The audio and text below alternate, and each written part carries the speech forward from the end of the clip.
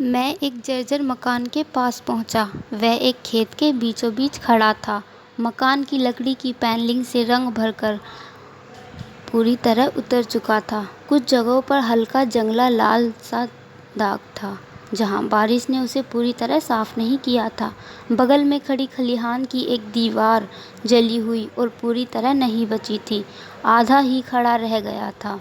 जमीन सूखी और बंजर थी, बस मकान के चारों ओर मिट्टी ही ज़्यादा। थो, थोड़ी सी घास और झाड़ियाँ परिधि से कुछ दूर उग रही थी। मैं घर की चरमराती पोर्च की ओर बढ़ा। गर्मियों की गर्मी थी और अर्धता भी। सूरज डूबने ही वाला था। मैंने अपने चश्मे उतारे और पोर्च की छाया में दाखिल होते हुए घड़ी पर नज़र डाली। 7:30 बज रहे थे।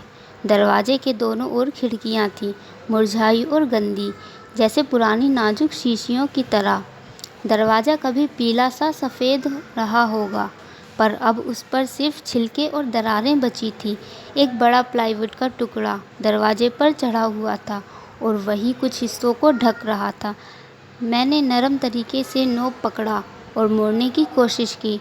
खुला नहीं। थोड़ी ही ताकत में दरवाजे को धकेल कर तोड़ना मुश्किल नहीं था। घर के अंदर वही वीरानपन था, कुछ भी नहीं, एक भी फर्नीचर का टुकड़ा नहीं। दीवारों पर तस्वीर के निशान थे, पर अब सिर्फ उनकी परछाई बची थी।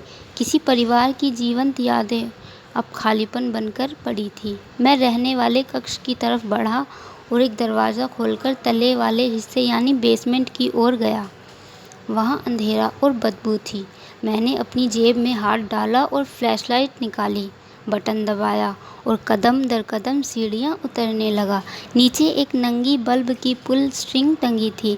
मैंने खींचा और पीली रोशनी ने बेसमेंट पर एक अजीब सी परत बिखेर दी। फर्श पर छोटे छोटे टेंट कार्ड बिखरे थे और चारों ओर चौक की लकीरें खून के लाल धब्बों को घेरे हुए थी। यह एक क्राइम सीन था और जितना मैंने देखा उतना ही क्रूर लगता था। दीवारों में से एक पर जंजीर लटकी थी, जिन पर हाथ बांधने के निशान और गुलाबी लाल दाग थे। बीच में एक धातु की मेज रखी थी, उस पर रस जमा होने लगा था और वहाँ कुछ रुक रोक के बंधन लगे थे। सीढ़ियों के सामने दीवार पर एक वर्क बेंच था। वहाँ कई औजार बिखरे थे, जिनमें से कई पर खून की धुलाई दिख रही थी। फर्श के दूर हिस्सों में एक खून लथपथ बाथटब था और उसके ऊपर मांस टांगने वाले हुक लगे थे। कंक्रीट का फर्श कई जगह लाल था, पर उस लाल में एक अजीब सुंदर घुमावदार पैटर्न दिख रहा था, जो मेज के नीचे लगे ड्रेन की ओर बहता नजर आता था। मैं कैमरे के दूसरे सिरे पर गया और वहाँ फर्श पर एक रोशनी की पतली किरण चमक रही थी।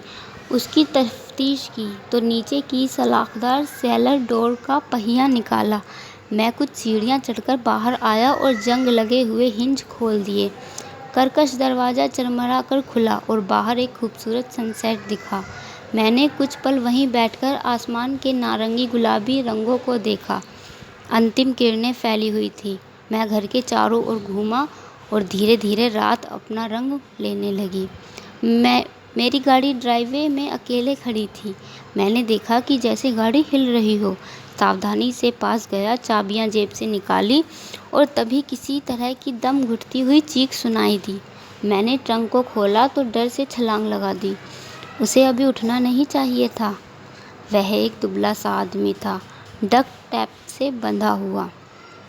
मुंह पर टेप होते हुए भी वह कुछ चिल्लाने की कोशिश कर रहा था, पर आवाज़ घुटकर ही बाहर आ रही थी। उसकी आंखों में सच्चा डर था जब वह मुझे उठाकर देख रहा था। मेरे चेहरे पर एक खौफनाक मुस्कान पाली। मैंने उसे कार से निकाला और खींचकर घर की ओर धकेला। सीढ़ियाँ उतरकर बेसमेंट में ले गया और मेज़ पर बंद कर दिया। वह मदद के लिए चिल्ला रहा था।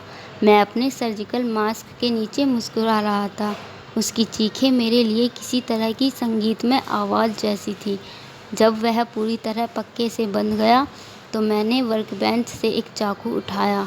मैं फिर से उसके पास गया, चाकू दिखाकर। मुझे अपराध स्थल की वो चीज़ें बहुत भाती हैं जो पुलिस ने छोड़ दी। मैंने कहा, उन्हें पता होना चाहिए था। कहते हैं ना, हत्या वाला हमेशा अपराध स्तर पर लौटता है।